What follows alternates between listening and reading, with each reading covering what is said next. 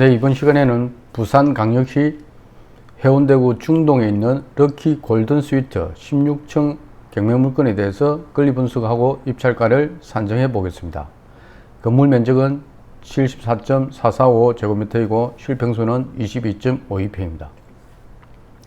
현재 64%까지 유찰돼서 3억 3,472만원입니다. 3차 입찰 기일은 2024년 8월 19일입니다. 다음 주 월요일입니다.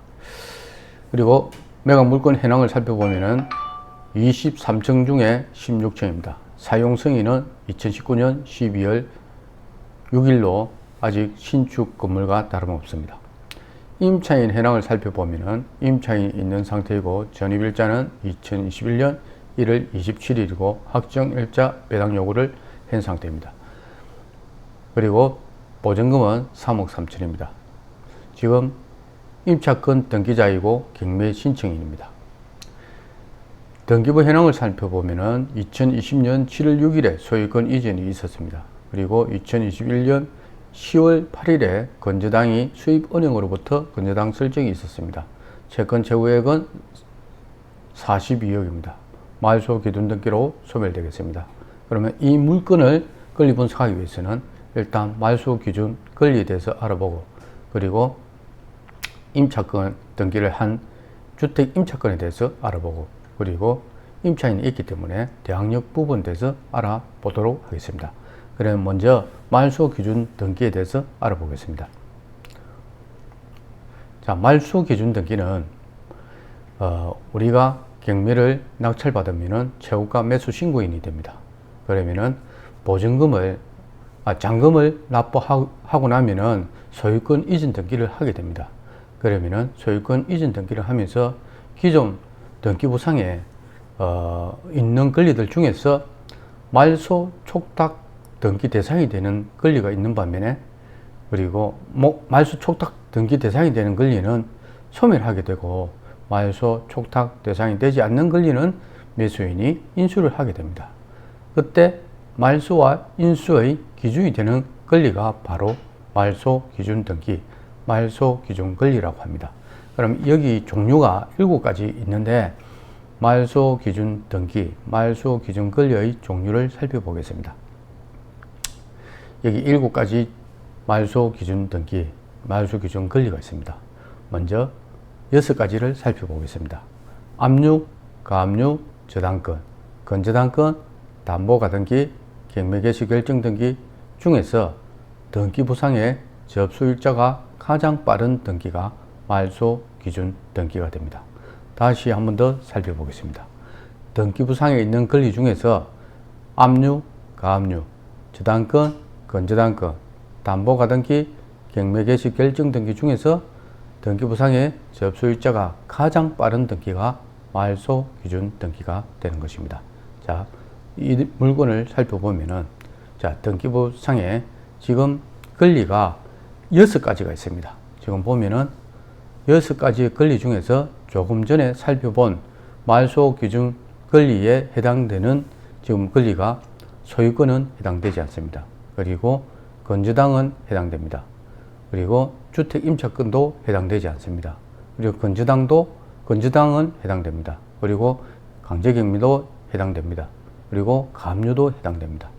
그런데 여기 지금 해당되는 권리가 건저당, 그리고 또 건저당, 여기 보면은 수협은행에서 설정한 건저당, 그리고 최춘미 씨가 선정한 건저당, 그리고 또 주택도시보증공사의 강제경매, 그 다음에 강문수 씨의 가압류, 이런 권리가 바로 말소 기준 권리, 말소 기준 등기가 되는 것입니다. 그러면은 수입은행의 건저당이 왜 말소 기준 등기가 됐냐면은, 이는 권리 중에서 조금 전에 살펴보신 대로 압류, 가압류, 저당권, 건저당권, 담보가등기, 경매개시 결정 등기가 경매물건에 설정되어 있을 때 모든 이 6가지가 모두 다 설정되어 있지는 않습니다. 이 중에서 가압류만 설정될 수도 있고 압류, 저당권, 담보가등기만 설정되어 있을 수도 있습니다. 그래서 6가지 다 설정되어 있는 경우도 있고, 아니면은 2가지, 3가지 권리만 설정되어 있을 수도 있습니다. 그때 그러면 6가지든 2가지든 3가지든 이 권리 6가지 중에서 설정되어 있을 때 등기부상의 접수일자가 가장 빠른 등기가 바로 말소 기준 등기가 되는 것입니다. 그래서 이 물건에서도 6가지의 권리가 있지만은 말소 기준 등기는 하나 건저당, 또 여기 최춘미 씨의 건저당 둘, 강제경매, 그 다음에 가압류 이렇게 4개가 있는데 이 왼쪽에 보면은 접수일자가 다 녹아 있습니다. 그럼 접수일자가 가장 빠른 것이 2021년 10월 8일에 수협은행에서 설정한 건저당이 접수일자가 가장 빠릅니다. 그 아래에 보면은 말소 기준 권리에 해당되는 건저당이 또 있지만은 이 보면은 날짜가 2023년 3월 27일에 건저당이 설정됐습니다. 앞선 날짜는 2021년 10월 8일입니다. 그래서 이 지금 수협은행에서 설정한 건저당이 말소 기준 등기, 말소 기준 권리가 되는 것입니다. 그래서 말소 기준 권리, 말소 기준 등기부터는 다 소멸되는 것입니다. 그 후순위는.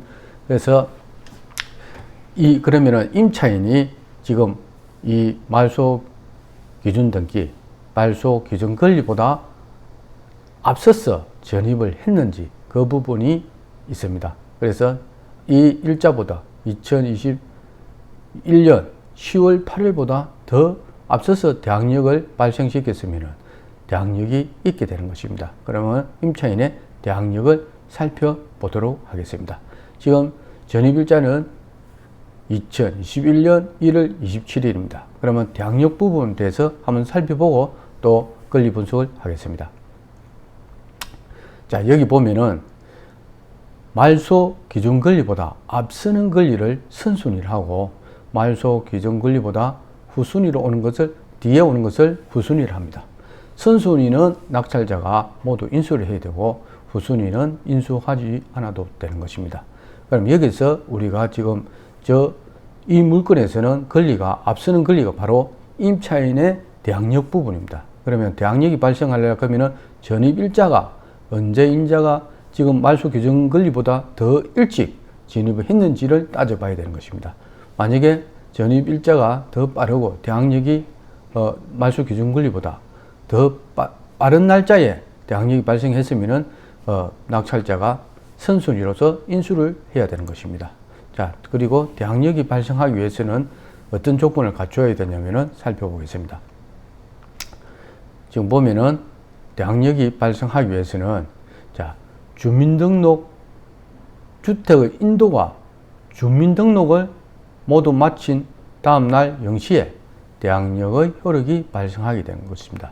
임차인이 주택의 인도와 주민등록을 모두 마친 다음 날 0시부터 대항력의 효력이 발생합니다.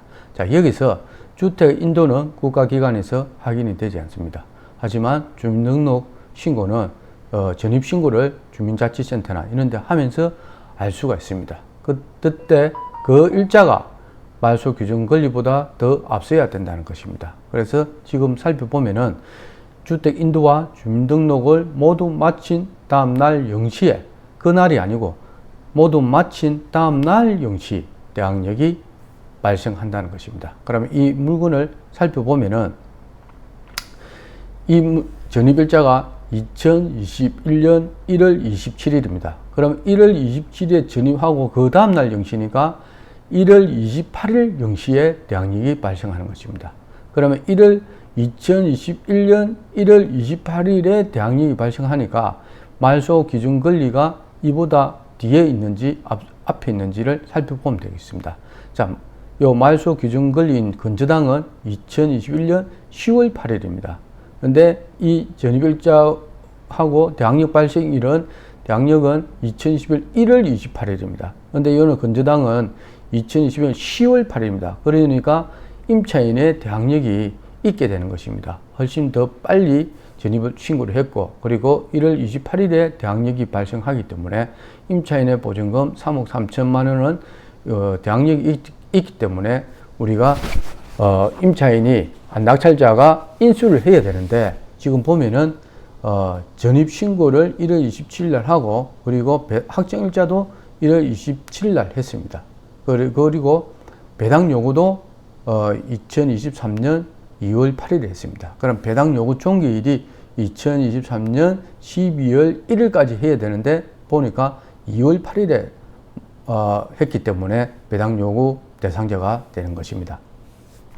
그리고 여기서 확정일자가 있는데 확정일자까지도 오늘 살펴보는 시간을 가지도록 하겠습니다.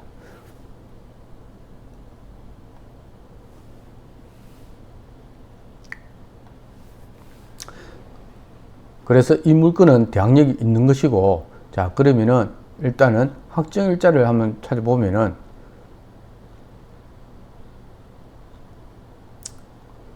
자, 이 부분입니다. 자, 확정일자에 대한 우선 변제권이란 것은, 자, 이 부분을 보면은, 자, 우리가 조금 전에 대항요건은 주택의 인도와 주민등록을 하면은 대항요건이 발생합니다. 그리고 우선 변제권이란 것은 이 대항요건을 갖추고 또 계약서, 우리가 임대차 계약을 하면은 주택 임대차 계약서상의 확정일자를 받으면은 바로 우선 변제권이 발생하게 되는 것입니다. 그리고 우선 변제권이 발생하기 위해서는 이 임차주택이 그냥 매매 계약이라든지 이렇게 해서는 일반 매매 계약에서는 대항요건이 경매와 다릅니다. 그래서 지금 이 물건이 경매나 공매로 됐을 때 이때 우선 변제권은 그 매각 대금에서 후순위 담보권자나 기타 채권자에 우선해서 보증금을 변제받을 수 있는 것이 바로 확정일자에 의한 우선 변제권입니다. 그래서 이 날짜는 보면은 이 물건에서 우선 변제권은 지금 보면은 먼저 대항요건을 갖춰야 되기 때문에, 자, 전입은 주택 인도는 했다고 가정을 해야 됩니다. 전입신고가 되어 있기 때문에. 그러면 전입일자가 2021년 1월 27일이기 때문에 대항력은 그 다음날 0시에 발생합니다. 그러면 28날 0시에 발생하기 때문에 확정일자에 의한 우선 변제권도 1월 28일에 발생하게 되는 것입니다. 그래서 다시 돌아오면은, 자, 여기서 확정일자에 의한 우선 변제권이 발생하려고 하면은 먼저 대항요건이 주택 인도와 주민등록을 갖춰야 된다는 것입니다. 그리고 자, 주택 임대차 계약서에 확정일자를 갖추면은 그때 확정일자에 의한 우선 변제권으로서 후순위 담보권자나 기타 채권자보다 우선해서 임차인의 보증금을 변제받게 된다는 것입니다. 그리고 만약에 대항력은 있는데 확정일자 이게 없을 경우, 자, 이 물건을 보면은 만약에 전입일자가 있고 그러면은 주택 인도를 했다고 가정해야 되기 때문에 주택 인도와 전입이 있으면은 대항력이 있게 되는 것입니다. 그리고 대항력 발생일은 이제 2021년 1월 28일 0시지만은 확정일자가 없으면은 여기서 자기가 요 배당 요구를 해도 배당을 받지 못합니다. 그래서 이 확정일자가 이 경매물건에서 자기가 이 보증금 3억 3천만 원을 이 경매물건에서 이번 사건에서 배당을 받고 싶으면은 확정일자를 받아뒀어야 되는 겁니다. 그러면은 확정일자를 받지 않은 상태고 전입일자가 2021년 1월 27일이면은 지금 건저당이 2021년 10월 8일이기 때문에 일단은 대항력이 있는 상태입니다. 그러면은 만약에 확정일자를 받지 않았다 하면은 이 보증금은 낙찰자한테 받으면 됩니다. 왜? 대항력이 있기 때문에. 단지 대항력이 없을 경우는 이 경매 매각 대금에서는 배당을 받지 못한다는 겁니다. 왜? 자기가 배당 요구를 했지만은 확정일자가 있어야 배당을 받을 수 있는데 확정일자가 만약에 없다고 가정하면은 자기가 이 매각 대금에서는 받지 못하고, 그러면은 이 경매 물건을 낙찰받고 들어오는 낙찰자한테 이 보증금 3억 3천을 청구하게 되는 것입니다. 다시 돌아가서 보면은, 자, 여기서 설명하는 것은 만약에 확정일자가 없는 경우는 보증금을 반환해 줄 때까지 거주할 수 있는 권리가 있게 됩니다. 임차인이. 그게 바로 이제 대항력이 있기 때문에 가능한 것입니다. 그리고 보증금이 역시 조금 전에 설명드린 대로 확정일자가 있으면 그 물건에 대해서는, 그 경매 사건에서는 보증금을 받을 수 없는 것입니다. 그리고 그래서 우리가 중요한 것은 임차인이 그 경매 사건에서 보증금을 배당받기 위해서는 대항요건과 그리고 일단은 확정일자를 받아야 또 배당 신청도 해야 되고, 그렇게 했을 때 그 해당 경매 사건에서 매각대금에서 배당을 받게 되는 것입니다. 그리고 우선 변제를 받기 위해서는 조금 전에 다 설명을 드렸는데 한 번 더 설명을 드리면은 일단은 대항 요건을 갖춰야 된다는 거. 자, 주택 인도는 확인을 하지 않지만은 그래도 뭐 주택 인도가 있고 그리고 주민등록을 신고해야 됩니다. 그리고 확정 일자를 받아야 우선 변제를 요건이 갖추는 것입니다. 그리고 주택이 일반 매매가 아닌 경매나 공매로 매각이 되어야 된다는 거. 그리고 우선 변제 확정 일자를 받아도 배당 요구는 배당 요구 종기일 이내에 해야 된다는 것입니다. 그렇게 해야만 그 경매 사건에서 경매를 매각대금을 배당받을 수 있게 되는 것입니다. 자, 그렇게 보시면 될 것 같고, 그리고 다시 이 경매 물건으로 돌아가면은, 자, 그래서 이 경매 물건의 우선 변제권은 확정일자도 받고 전입일자도 했고 배당 요구를 했습니다. 그러면은 우선 변제권은 언제 발생하냐면은 이 전입일자가 2021년 1월 27일에 전입을 했으니까 그 다음날 영시인 2021년 1월 28일 영시에 역시 대항력이 발생하면서 확정일자에 의한 우선 변제권도 발생하게 되는 것입니다. 그러면 이 임차인의 우선 변제권 발생일은 2021년 1월 28일 영시가 되는 것입니다. 그래서 이 임차인은 배당 요구까지 3억 3천에 대해서 했기 때문에 여기 이 물건이 3억 3천 이상에서 낙찰이 되면은 이 보증금 3억 3천은 다 배당받게 되는 것입니다. 그러면은 일단 이 물건의 배당을 다 받게 되는지 한번 보면은, 자, 지금은 2024년 8월 19일에 최전 매각 대금이 3억 3,472만 원입니다. 근데 지금 보증금이 3억 3천만 원입니다. 그래서 이 금액에서 만약에 낙찰이 된다 하면은 경매 비용을 또 영순위로 제외를 하기 때문에 뭐 3억 3천을 다 받을 수도 있고 약간 부족하게 받을 수도 있습니다. 그래서 예상 배당표를 한번 살펴보겠습니다. 예상 배당표를 한번 살펴보면은 지금 저 금액에서 낙찰이 된다고 가정하에 이래 하면은 지금 경매 비용이 508만 8천입니다. 그래서 약간 부족하게 받을 가능성이 있습니다.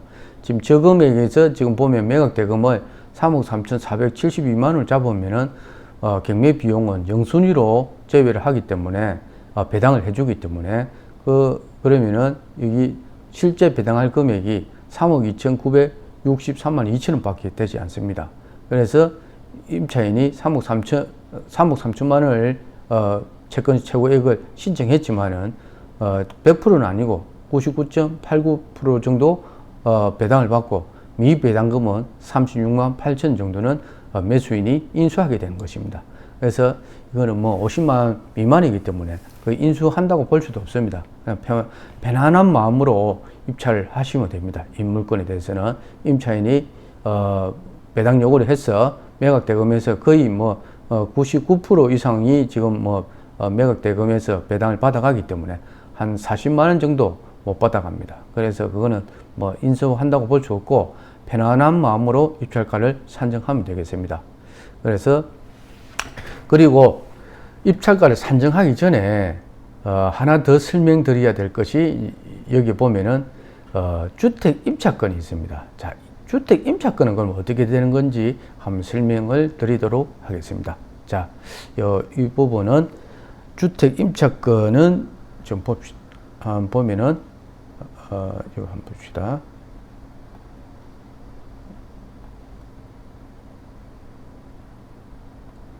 자, 주택 임차권이 설정되어 있는 경매 물건을 권리 분석할 때는 일단 주택 임차권이 뭐 하는 권리냐면은 우리가 임대차 기간 동안에 계약을 하고 보증금을 걸고, 물론 반전세로 보증금 걸고 월세도 있을 수도 있습니다. 안 그러면 월전세로 보증금을 걸고 있을 수도 있는데, 계약 기간이 종료가 됐는데도 불구하고 임대인이 보증금을 반환해 주지 않습니다.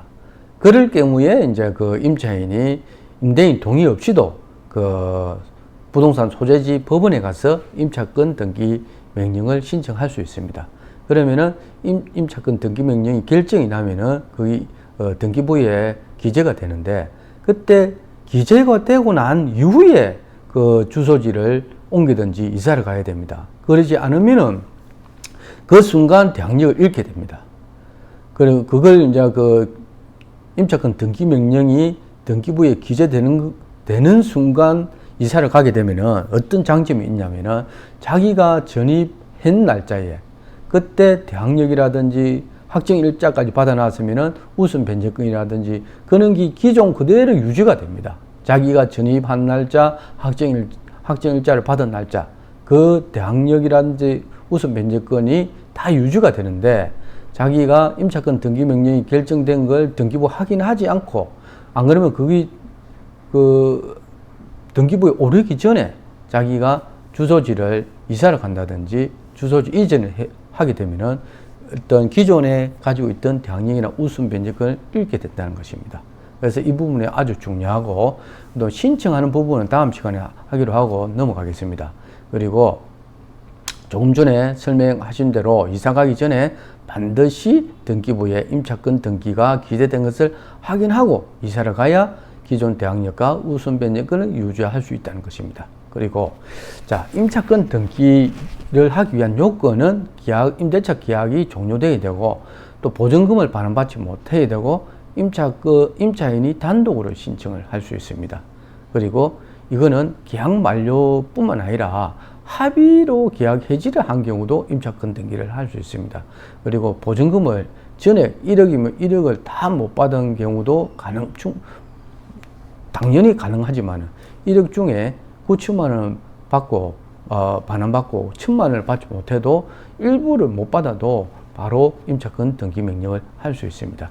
그리고 조금 전에 설명드린 대로 임차권 등기를 하고 이사를 가면은 종전의 대항력과 우선 변제권을 그대로 유지를 할 수 있다는 것이고, 그리고 임차권 등기가 완료되는 날에 이제 이런 경우 조금 전에 설명드린 대로 임차권 등기가 완료되기 전에 이사를 가신 분, 그런 분들은 어떻게 되냐면은, 그러면 대항력과 우선 변제권이 언제 다시 취득하게 되냐면은, 임차권 등기가 이사를 가고 난 다음에 보증금을 임대인이 계속 반환해 주지 않으니까 그때서 이사가 하고 난 다음에 임차권 등기를 신청하게 됩니다.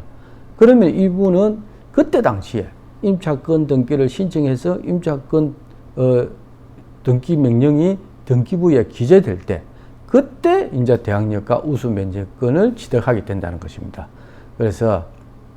그리고 하나 더 설명드릴 것은, 임차권 등기 명령으로 임차권 등기가 되어 있는 집에 원래 있는 임차인은 이제 임차권 등기 명령을 하고 다른 집으로 이사를 갔는데, 또 새로운 임차인이 임차권 등기 명령이 된 집에 또 이사를 들어와서 임대차 계약을 하게 되면은, 이때는 무슨 문제가 생기냐면은, 최우선 변제 소액 보증금을 걸고 들어와도 최우선 변제 금액에 해당되는 그 금액을 보호를 받지 못합니다.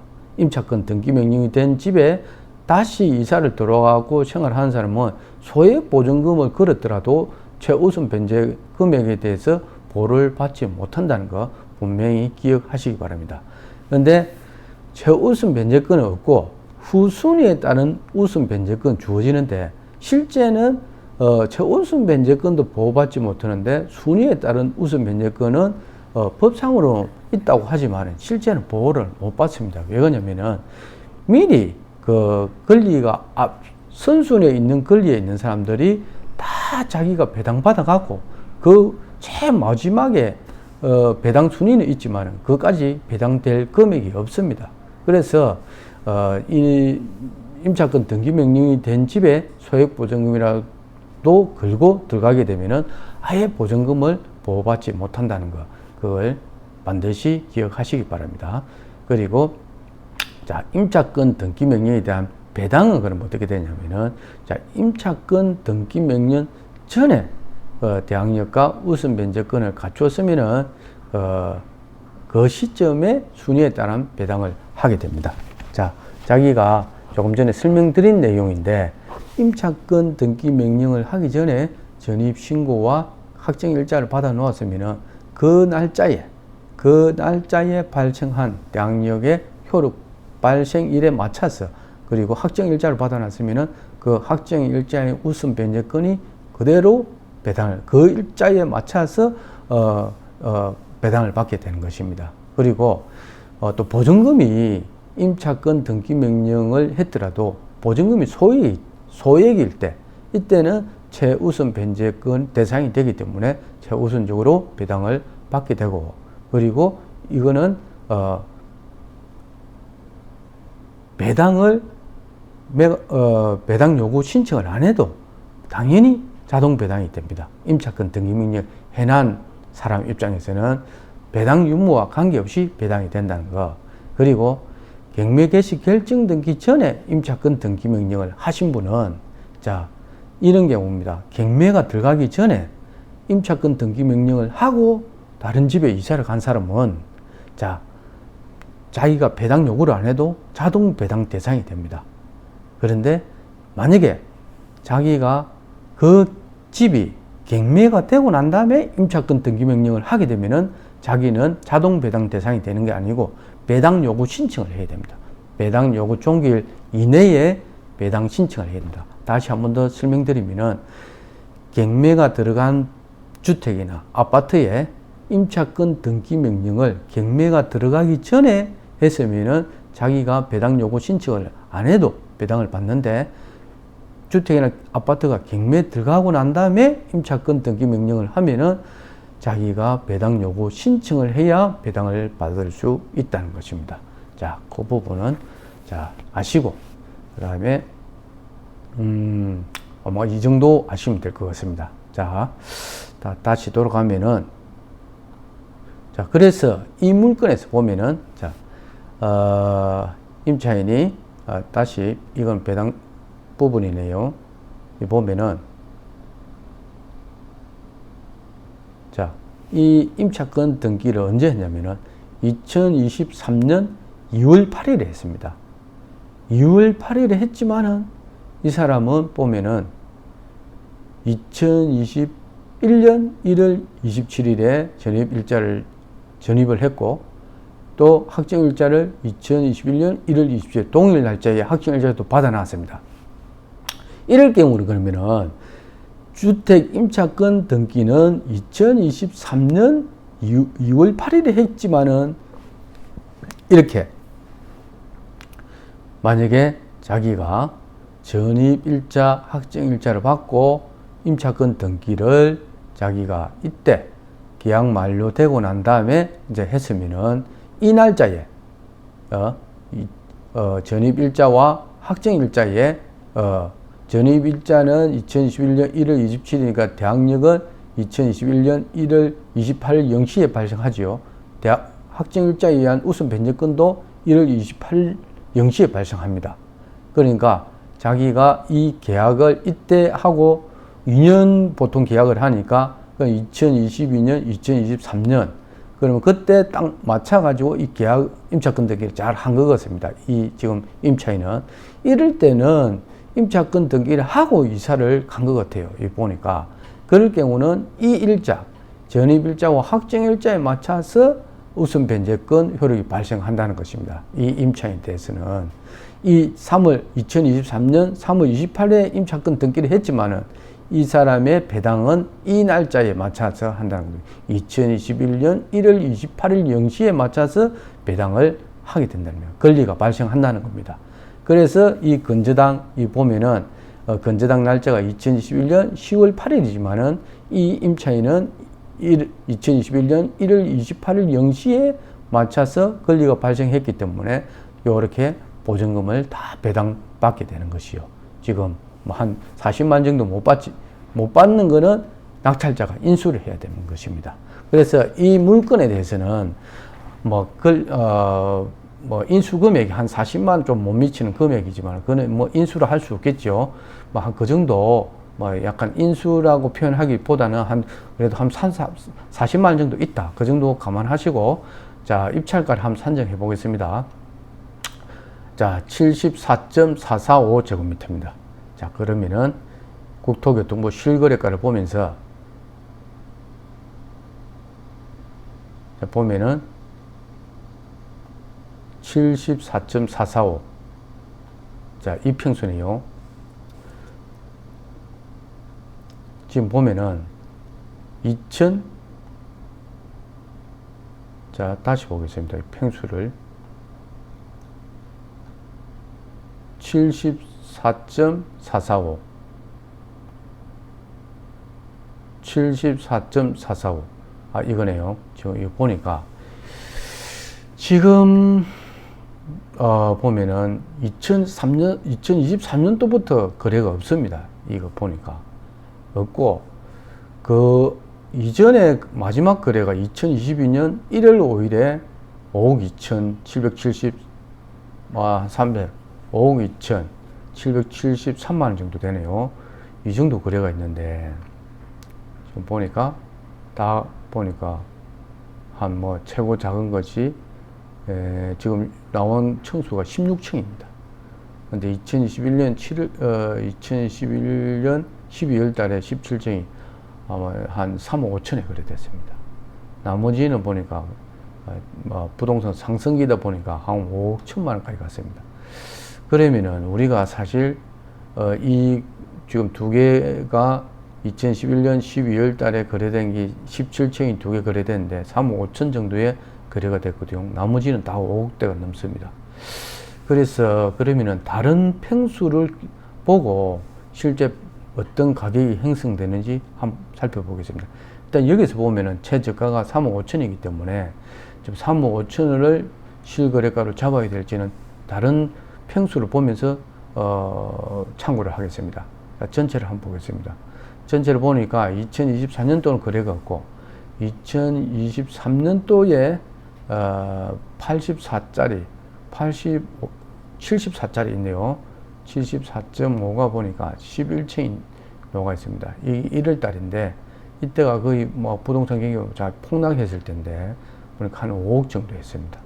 5억 정도 했고, 그리고 이게 그러면 2022년도 1년도는 어떻게 됐냐 보면은 2022년도에 보니까 10층이 한 5억 정도 했습니다. 딱 그 아래도 보니까, 그러면 이때 5억 정도 한 것이 지금 2023년 5월 달에 지금 보니까 1월 달에도 한 5억 정도 했습니다. 지금 보니까 지금 우리가 놓은 것도 이 물건도 지금 보니까 74.445인데 지금 나와 있는 지금 요것도 보니까 74입니다. 근데 지금 한 5억 정도 했습니다. 그래서 지금 지금 한 5억을 기준 잡느냐가 지금 중요해 보입니다. 여기도 보니까 2022년도 2022년도는 부동산 상승기였기 때문에, 그래서 그때 5억 했대 해서 지금 5억을 잡기는 좀 부담감이 있습니다. 그래서 사실은 지금 보니까 이 금액은 그러면은 2022년도에는 얼마였는지 74.5 이럴 때 74.5는 그러면은 74.5 있네요. 23층이 이제 5억 5천 정도 이렇게 했네요. 그렇게 했습니다. 그리고 여기는 나머지는 없고, 여기 74.5도 보면 22년도에 한 5억 정도 했고, 그래서 이 지금 우리 물건에 대해서는 지금 최저로 잡으면 실거래가를 한 3억 5천 정도 잡고, 아니면은 이제 한 3억 5천에서 4억 사이, 이렇게 이 물건의 실거래가를 잡아야 될 것 같습니다.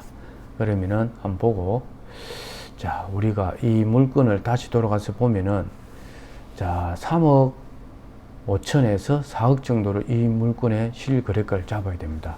자, 여기서 이 금액으로 이제 우리가 입찰을 하게 되면은 한 6, 7만 원 정도, 뭐 40만 원 조금 안 될 만큼 인수를 하게 됩니다.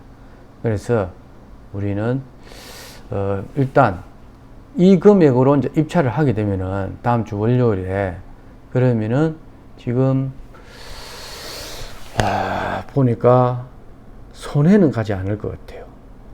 이거 보니까 뭐 한 번 더 유찰돼서 3억 밑으로 내려가면 좋겠지만은 지금 자 단점이 뭐냐면은 이 물건이 지금 100세대밖에 안 됩니다.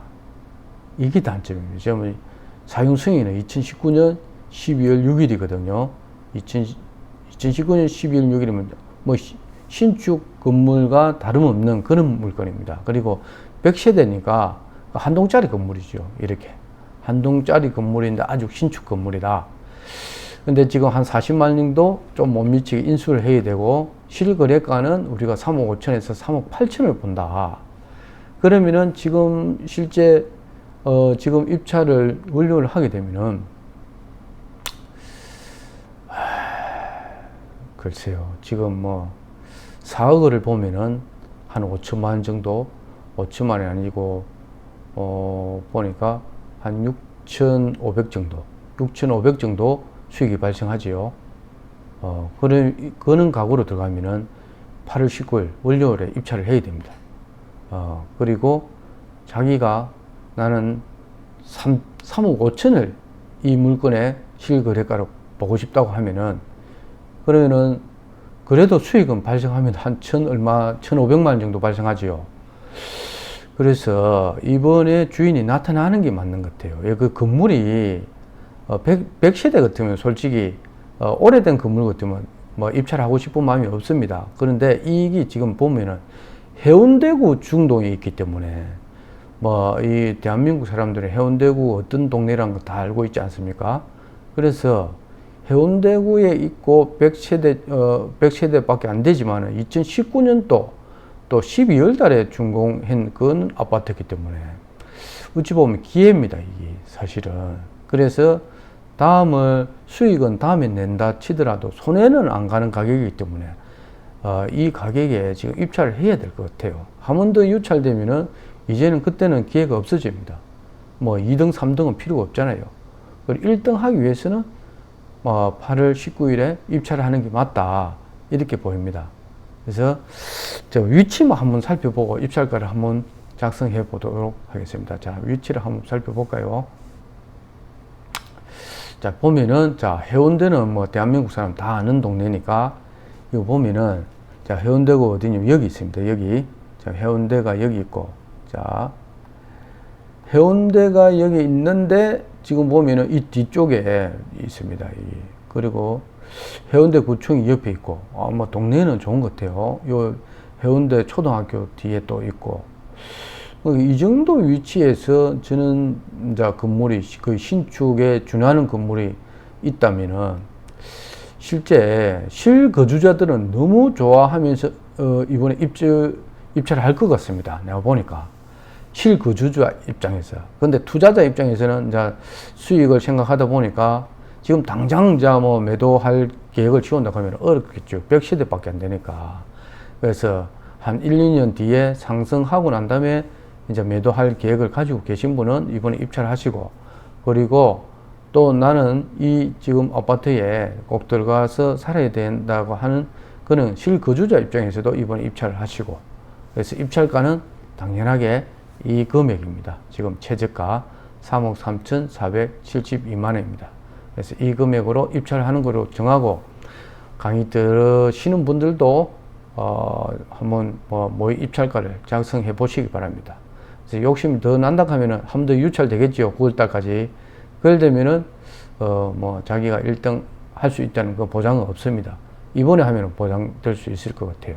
요즘엔 사람들 마음은 똑같습니다. 남들이 좀 망설이고 있을 때 과감하게 들어가는 사람이 항상 주인이 되지, 계속 남 눈치 보면서 이렇게 어물쩍 하고 있는 사람은 항상 최고 잘해봤자 2등, 3등입니다. 그래서 오늘 강의는 최저 입찰가를 정하고 2024년 8월 19일에 이 3억 3,472만 원인데 우리는 80만 원 찍겠습니다.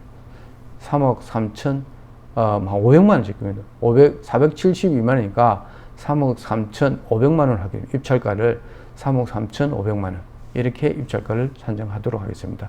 이렇게 적고 자, 한번 적어 볼까요? 그러면은 자, 우리가 입찰가를 한번 적어 보겠습니다. 그러면 다른 거는 적을 수는 없고, 자, 입찰가하고 보증 금액만 한번 적어 보겠습니다. 그죠? 보증 금액을 적어 보면은, 자, 여기서 지금 보증 금액은 이 금액을 적어야 됩니다. 2024년 8월 19일에 최저 매각 금액인 3억 3,472만 원의 10%. 왼쪽에 녹아 있죠. 3,347만 2천 원인데, 우리는 그냥 이 금액보다 이상 적으면 되니까 3,350만 원 적겠습니다. 3,350만 원. 그래서 우리는 3,350만 원을 입찰 보증금으로 이렇게 적었습니다. 3,350만 원. 그리고 입찰 가격은, 자, 입찰 가격은 다시 보면서 우리는 3억 3,500만 원 하겠습니다. 3억 3,500만 원. 자, 우리는 3억 3,500만 원. 나머지는 아래비 숫자 0을 하면 되겠죠. 자, 이렇게. 그리고 입찰 보증금은 자기업 수표로, 현금보다는 자기업 수표로 제출하겠습니다. 그리고 입찰 잔안에 자기 이름 적고 도장 찍고 제출하면 되겠죠. 이렇게 우리는 지금 입찰 가격을 3억 3,500만 원으로 작성했습니다. 그래서 오늘은 우리가 지금 망설일 때, 남들이 망설일 때 한번 입찰할 필요가 있습니다. 그리고 해운대구 물건이기 때문에 세대수는 100세대밖에 안 되지만은 신축 건물이라는 거, 아직 4년밖에 안 됐다는 거, 그게 매력을 가지고 1년, 2년 뒤에 매도한다는, 한 5억 이상 갈 것 같아요, 보니까. 5억 이상에 매도한다는 계획을 세우고 입찰하면 될 것 같습니다. 자, 오늘은 우리가 여기까지 하고, 아직 구독 안 하신 분은 구독하시고 이렇게 계속 강의를 들어주시면 되겠습니다. 오늘 강의는 여기서 마치도록 하겠습니다. 감사합니다.